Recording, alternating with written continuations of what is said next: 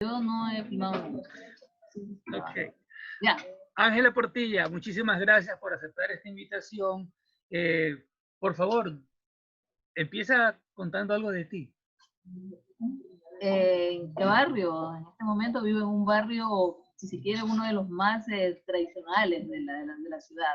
Prácticamente donde la ciudad empezó, donde la ciudad bajó del cerro y se extendió hasta a lo que es toda la calle del Malecón, hasta yo vivo en todo Pichincha perdón, en Colón, entre Pichincha y Malecón, frente a la bahía, justo frente de la bahía. El barrio, uno de los barrios más, si se quiere, caliente de la ciudad. ¿Caliente en qué sentido? Bueno, caliente, bueno, porque ya estamos entrando al invierno, nuestro invierno que es caluroso, como tú sabes. Pero no, yo decía caliente por la gente, por la cantidad de gente y por ese dinamismo, esa fuerza que yo pienso que Guayaquil está representado ahí en la bahía. ¿Por qué? O sea, la ciudad fenicia que conocemos, la ciudad mercantil, la ciudad que se vale por sí misma, está representada en la bahía, en los negocios, en todo lo que se mueve ahí, todo el mundo. La persona que tú ves a 10 personas paradas ahí, hombres en todo caso, están haciendo negocio de cualquier cosa. No importa que no tengan el puestito ahí, ellos están en algo, están vendiendo, están haciendo negocio. ¿En Entonces, cuántos vecindarios o barrios tú has vivido? bueno, yo viví antes de vivir ahí, mucho antes, hace unos 10 años, entre 10 y 15 años, viví atrás en ese edificio que se llama, un edificio elegante si se quiere, que se llama El Dorado. En el centro mismo de la ciudad. Claro, uno que queda atrás Ya. de la bahía, al frente del río, o sea, de los Y edificios antes de eso, elegantes que daban al río. y Antes antes de que, de eso, perdón, desde que antes eras de pequeña, ¿en qué barrios has vivido? Desde que eras pequeña, que eras una niña. No, Fernando, yo creo que tú no, bueno, tú no conoces un poco de mi vida. Yo no soy de acá, yo soy de los ríos, soy Montuvia de los ríos. Ya. Entonces, yo mi niñez la viví en Pueblo Viejo, en un pueblito. Y es cuando yo empiezo a estudiar el colegio, cuando yo vengo a la ciudad. Entonces, o sea, yo tengo conciencia, es decir, ni siquiera vengo a la ciudad, a mí me mandaron interna a Quito, al colegio me mandaron interna a Quito. Y entonces yo no me acostumbré a todo y totalmente regresé a mi pueblo, me gradué en un colegio de pueblo y vengo a la universidad acá en todo. Eso es. Bueno, mis hermanas sí hicieron su colegio acá, pero yo no, yo lo hice en mi pueblo. Pensemos con el pueblo. Un pueblo donde hay un colegio ya supone un grado alto de urbanización, ¿verdad? Claro. ¿Cómo era tu vida en Pueblo Viejo? Empecemos por explicar qué significa ese pueblo. Bueno, ese pueblo, hay en el imaginario guayaquileño de que Vinces es el pez chiquito, el Vinces del cacao y todo. No, eso es toda la gente de Pueblo Viejo. O sea, si tú te pones a leer la historia de los Gran Cacao, la gente de Vinces, o sea, la gente de Pueblo Viejo, vieja, le dicen a los vinceños, a los viejos vinceños, que eran como gente arribista, ¿no? Arribista porque ellos, es decir, a ver, ¿cómo te explico? Pueblo Viejo era, remontémonos a finales del siglo XIX, principios del XX, cuando ocurre todo este boom cacautero aquí en el Ecuador, ¿verdad? Entonces, Vince no existía como cantón como existe ahora, era Pueblo Viejo el cantón que agrupaba todas estas parroquias. Vince era una parroquia de Pueblo Viejo. Y entonces todos los gran cacao de aquí de Guayaquil, los seminarios, los Puga, los Burgos, todos esos, tenían las grandes haciendas en la jurisdicción de Pueblo Viejo. Eran unas haciendas que, por ejemplo, una se llama Ventanilla. Yo no sé si tú conozcas Ventanas. Ventanas es un cantón. Entonces, esa Ventanilla empezaba casi en Pueblo Viejo y terminaba en la provincia de Bolívar. Era una hacienda enorme, así de la familia Puga. Y asimismo los seminarios tenían ahí la Bolívar y etcétera, etcétera. Entonces, en Pueblo Viejo, estos hacendados tenían la costumbre de que de que, por ejemplo, ellos vivían también aquí en Guayaquil, pasaban sus temporadas no en París, pasaban sus temporadas en España, no iban a París. Son los vinceños los que cogieron esa costumbre. ¿No? Ellos no, o sea, ¿cómo vivías tú siendo como niña? ¿Cómo siendo, era ese barrio? ¿Cómo era ese vecindario? ¿Qué hacías? ¿Cómo jugabas? Bueno, como comenzando o sea, te hago toda esta instrucción porque yo también, claro, que mi familia no tenía una enorme hacienda, pero nosotros también todavía la tenemos la hacienda allá en los ríos. Entonces yo vengo de una familia también cacautera. Hacendada. Eres hacendada. Que soy hacendada. Sí, pelucona, ya. Okay. Podría ser considerada. Okay. Entonces, a partir de ahí, o sea, yo no tengo costumbre, o sea, yo no tengo las costumbres típicas del pueblo, ¿sí? Porque ser dueña de una hacienda allá equivale a que tú eres dueña de la hacienda, tienes la casa de hacienda y dentro de tu tierra viven montones de gente que te ven a ti y a los dueños de la hacienda te ven como los dueños. O sea, entonces a partir de ahí tú no tienes como una vivencia, yo diría normal, así. Porque todo el mundo, por lo menos en la hacienda o en los alrededores de la hacienda, comenzando que te tenían que decir niña, por ejemplo, niña, una costumbre horrible, terriblemente desfasada en el tiempo y todo. Tú no tenías que decir niña, por ejemplo, en el pueblo también. Había muy poca gente del pueblo con la que tú te podías reunir. Yo no sé si Jorge Martillo, te habrá contado que él iba también allá por los viejos. Jorge Martillo, cómo era mi vida, pero yo, particularmente yo, siempre traté de, o sea, un poco de apartarme porque era amiga de toda la gente del pueblo, por ejemplo. Entonces yo era muy, muy vaga, que se dice, en ese pueblo. Mientras en mi niñez. Entonces yo me iba, por ejemplo, mira, verás, nosotros vivíamos en la calle que se llamaba 24 de Mayo, la calle 24 de Mayo de Pueblo Viejo. Hasta donde estaba nuestra casa estaba pavimentado. De mi casa hacia el cementerio no había pavimento. Entonces eso había sido de mi tatarabuelo, que había donado, había como parcelado, les había entregado a cada gente. Entonces había gente muy pobre, estaba el cementerio y había un hospital que también lo había donado él. Entonces, si quieres que te cuente una vivencia, yo era, por ejemplo, una chica muy vaga, una niñita que andaba vagando, yo tenía una bicicletita así, que andaba vagando, entonces yo nunca comía en mi casa, por ejemplo. Donde la señora María Valero, por ejemplo, una mulata, una señora que vivía al fin, casi cerca del cementerio. Entonces ella me decía, todo el mundo me decía Angelita, mía, allá en el pueblo, ¿no? Angelita. Entonces me decía, oye Angelita, yo pasaba por ahí en la bicicleta, me decía, tengo tripas rellenas, por ejemplo. Son riquísimos como las tripas rellenas. Son deliciosas. Las rellenan con verde, con una masa de verde, así. Tripas de vaca, las rellenan, ¿ya? Entonces yo, 12 del día, regresaba a comer, porque aquí la gente comía 12 del día, era el almuerzo. Empezaba a comer ahí donde ella, y teníamos que comer, bueno, con cuchara y todo eso. O sea, ahí no había cubierta, ahí comía yo. En una hamaca, o a veces en la hamaca también. Que era riquísimo así, ¿no? Entonces, generalmente, durante mi niñez siempre era así, o sea, yo vagaba todo el día, andaba vagando, del confín del pueblo. Y esa rutina de niña que tú cuentas, ¿cómo va cambiando cuando pasas al colegio? ¿Sigues en la hacienda, sigues en este lugar pequeño, tal como lo describes, muy libre, casi idílico? Bellísimo, bellísimo, para mí fue una experiencia. Bueno, no, mira, yo ya cuando ya tenía 11 años, terminé la escuela, ¿no? Entonces, ¿qué hacemos con esta niña?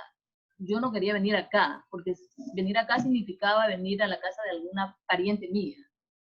Yo no quería, entonces yo lloraba y todo, y entonces ahí fue que deciden mandarme interna,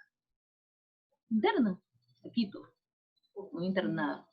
Entonces, sí, me mandaron, no solamente a mí, me mandaron a otras niñitas también hijas de gente pudiente de ahí del pueblo, que es la gente que podía pagar por el internado, imagínate. Y entonces nos mandan allá y yo duré 2 años, 3 años ahí. 2 años nada más.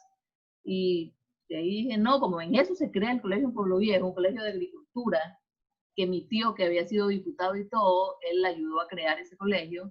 Entonces yo dije, yo quiero ir al colegio, a estudiar en el colegio de agricultura. Entonces yo retorné al pueblo y me eduqué ahí. Yo sé, o sea, estudié agricultura, estudié un montón de cosas ahí. Eso. Y entonces, pero mi vida con la gente seguía siendo mejor todavía. Ya era más grande, participaba en otras cosas. ¿En qué Dentro de lo cosas? que ¿ah? ¿En qué cosas? Bailes, la fiesta del pueblo. ¿Tú sabes lo que son las fiestas del pueblo? La fiesta del pueblo viejo es el 4 de octubre, es fiesta de Santo, de San Francisco. Entonces el pueblo se transforma. Llegan gente con merquechifles, ponen sus tiendas, instalan las tiendas en todas las calles. ¿Sí? Llegan los dueños de salones de baile, hacen unas carpas enormes así y unos conjuntos de música, ¿no? Entonces todo el pueblo se llenaba de fiesta, de cosas. Entonces eso, y la rueda moscovita, pero el circo, pero todo era como de pobre, ¿no? Yo, por ejemplo, me subía en la rueda moscovita, disfrutaba del circo, esos payasos de pueblo, así que me acuerdo, íbamos a palco ahí a morirnos a la risa sentada y era increíble, era lindo. Eso ya era durante mi adolescencia. Ajá. Ahora, tú Ajá. terminas el colegio, Ajá. pasa el internado, terminas el colegio. Cuando llegas a Guayaquil, ¿qué es lo que tú encuentras en Guayaquil? Guayaquil yo no me enseñaba. ¿Cómo voy a enseñarte si yo era montuya? Yo era del campo, o sea, yo era una persona libre, o sea, yo no me enseñaba acá, absolutamente. ¿Qué encontraste que no te enseñaba? ¿Cuáles eran O las sea, restricciones? ¿sabes qué? No era que no había venido, siempre venía, porque además todas mis primas se habían educado acá, mis hermanas también, todo. Pero yo no, o sea, qué horror, Dios mío santo. No sé, no. Tal vez no encontraba, no tenía esa libertad porque yo era bien vaga, así, una niña vaga en mi pueblo. Así. Sí, entonces acá pues ya había llegamos, me acuerdo que cuando recién vinimos, llegamos a la casa de una pariente de nosotros que nos alquiló, porque ya venimos a casa alquilada y todo. ¿A dónde era que vivíamos? Por el sur, por el barrio del Seguro. Por el al frente, no, al frente del Lido, al frente del Cine Lido.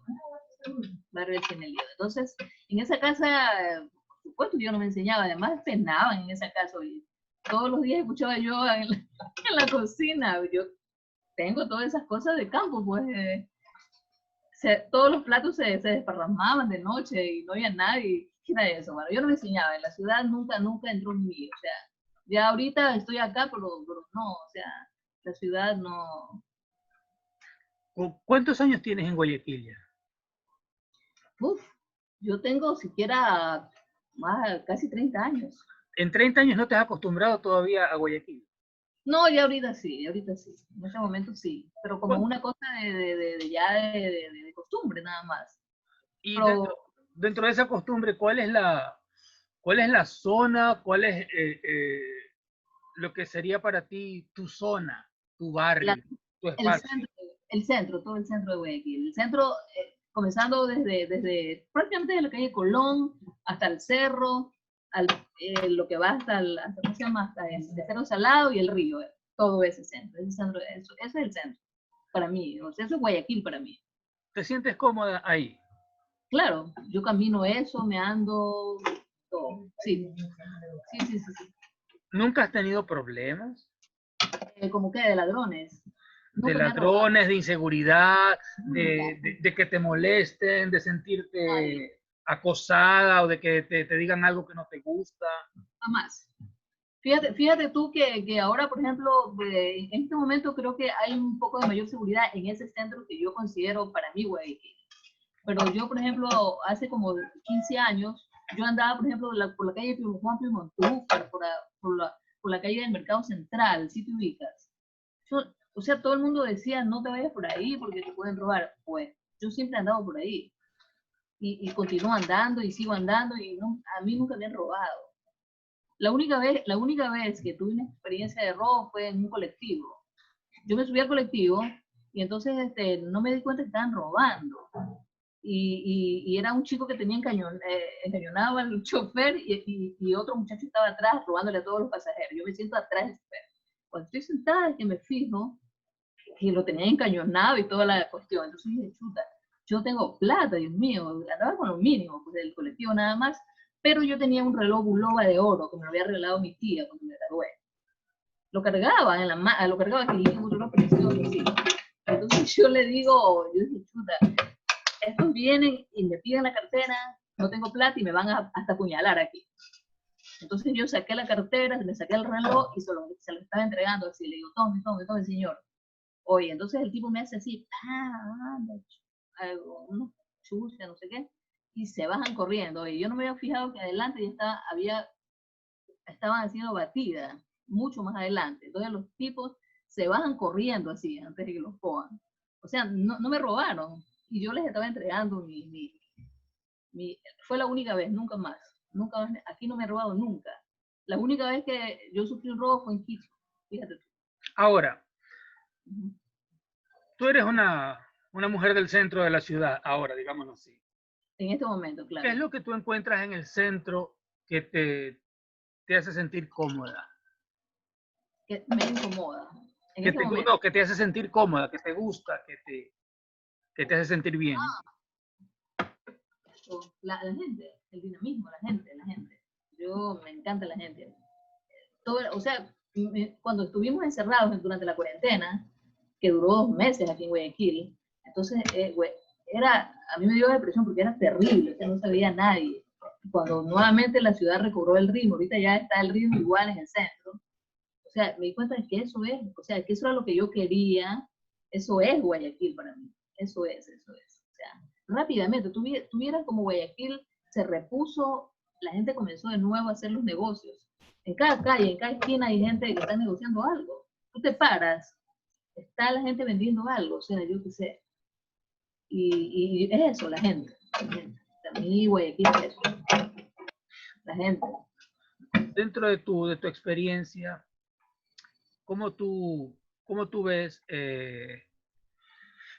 a tus amigas mujeres y la relación que ellas tienen con la ciudad?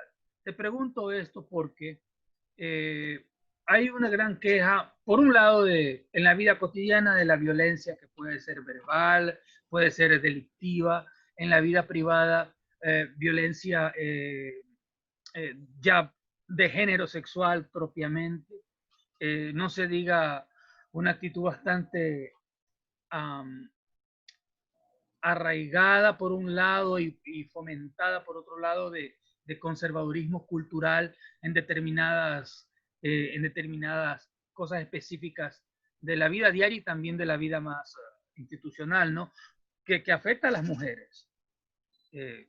Por decirte algo, la violencia doméstica, el hecho de que le digan a las mujeres tales cosas y tales cosas que a lo mejor a algunas les gustan, a lo mejor no les gustan.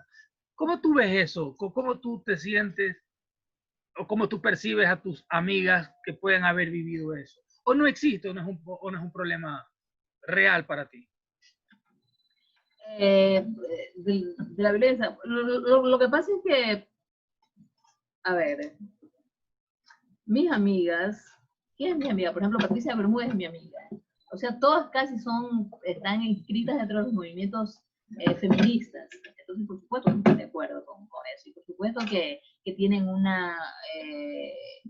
tienen un pare para eso. O sea, además, dentro de lo que cabe, nadie disfruta de que alguien te agreda. O sea, yo sí considero que es agresión, por más que sea bonito el piropo, pero sí es una agresión porque nadie tiene por qué abordarte así.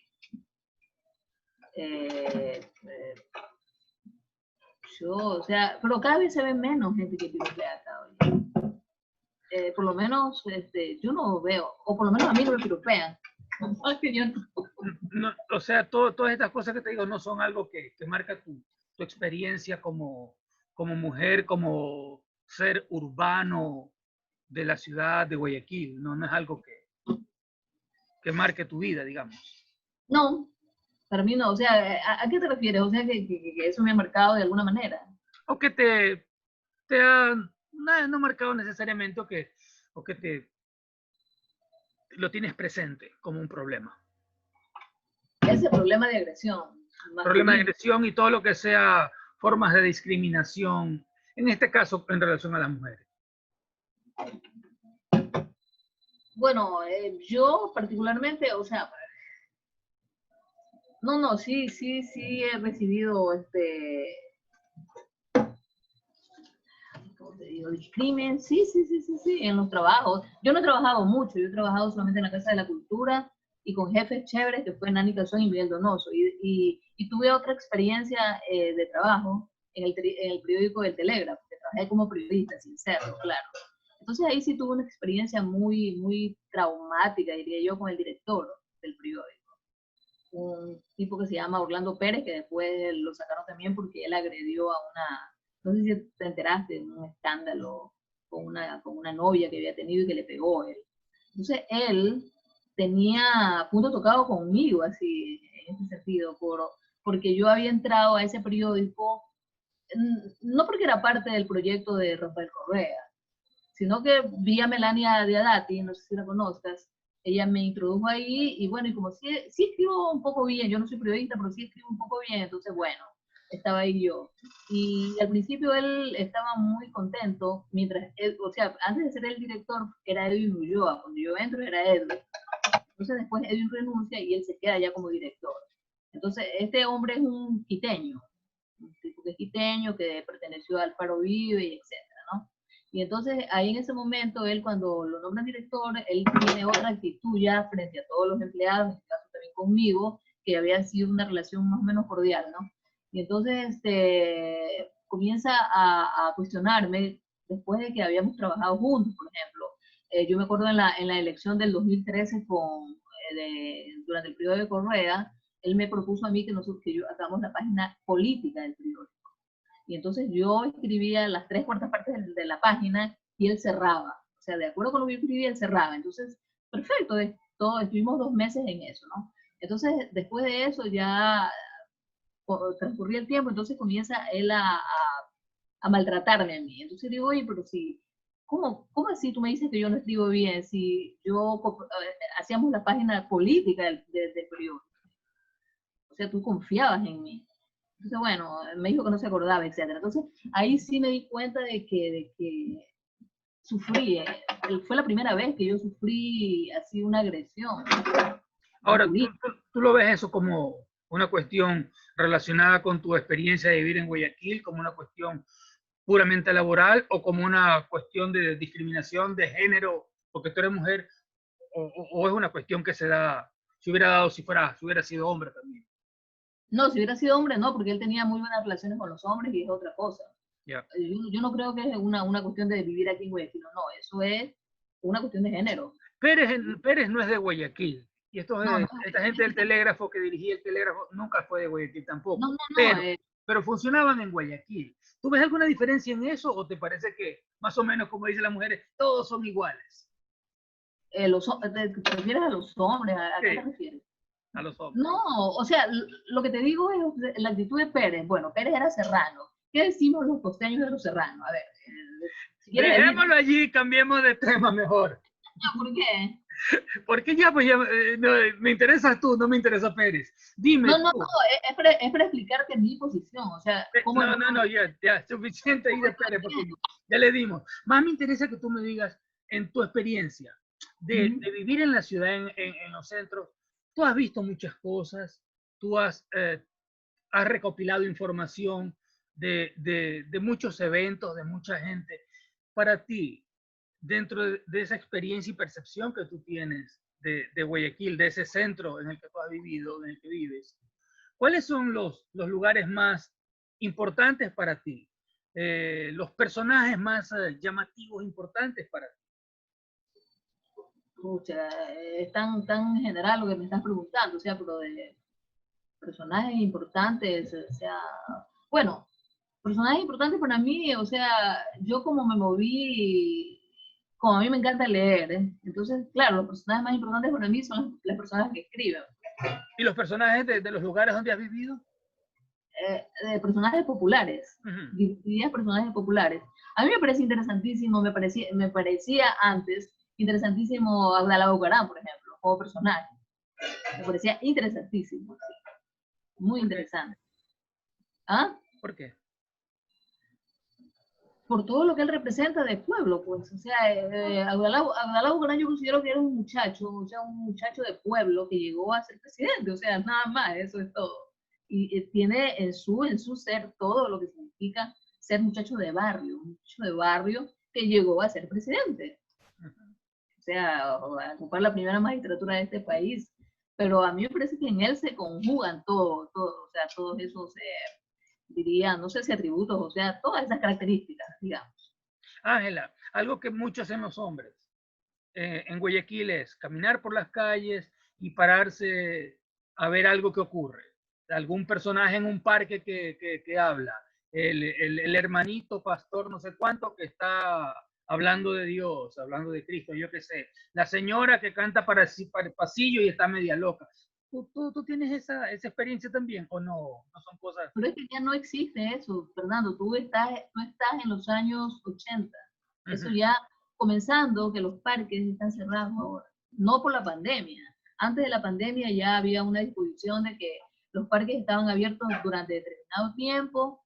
Solamente creo que se admitía a los hermanitos, pero ya no había Clarita la que cantaba, ya esos personajes, yo no sé dónde están, ya no hay en este momento personajes populares como los que conocimos, no están ya. Claro, esos personajes eran súper atrayentes. Ya, eran atrayentes en esa época y te atraían a ti también. ¿Qué es lo que te atrae ahora?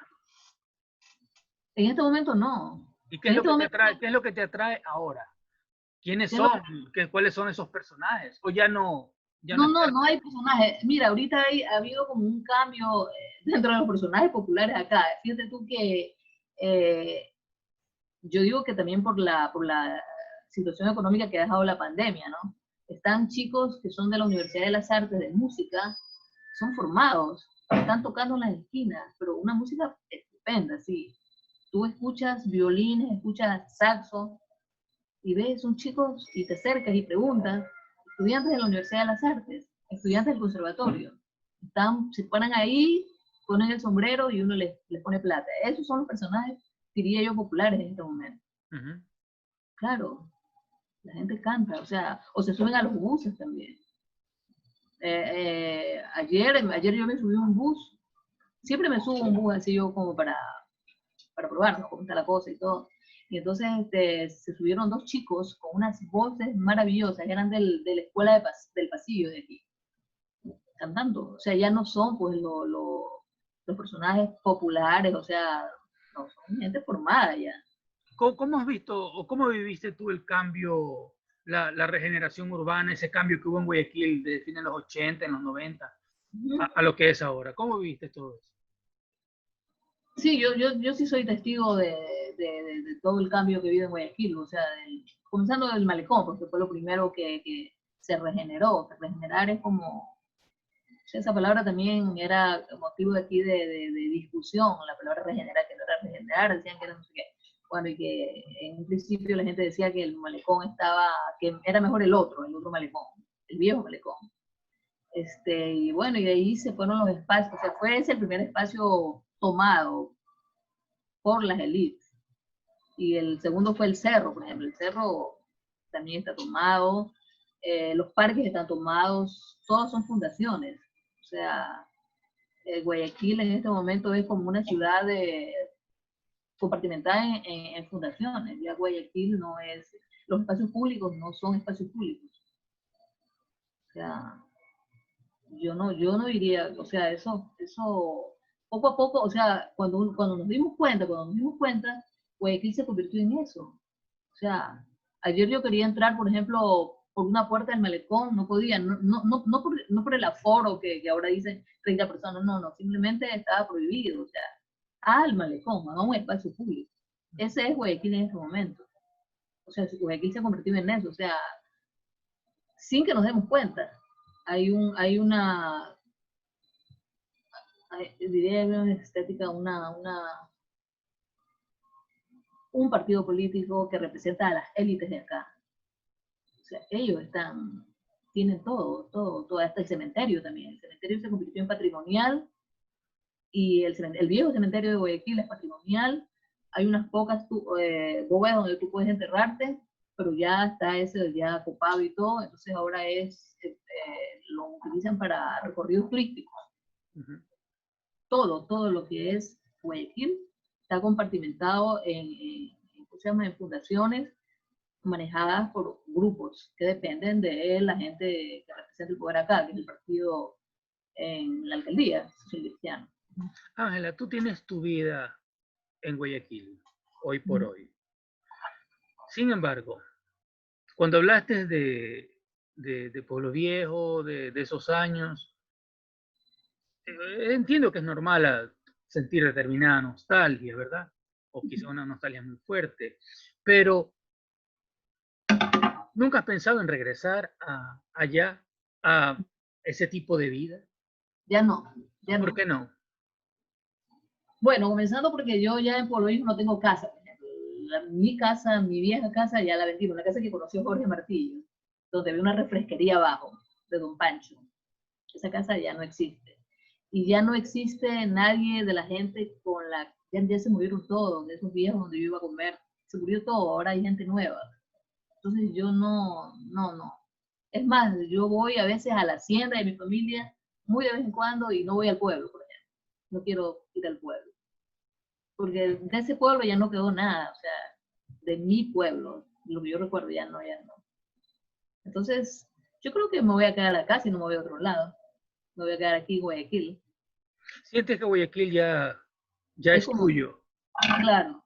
Y tú ya eres de Guayaquil. Es que, ¿sabes qué, Fernando? O sea, la gente de los ríos, o sea, la gente de los ríos, Guayaquil era la ciudad. O sea, siempre fuimos una sola. Sí. Entonces, no es que yo la he hecho mía Guayaquil, siempre fue. O sea, siempre la consideramos así a Guayaquil.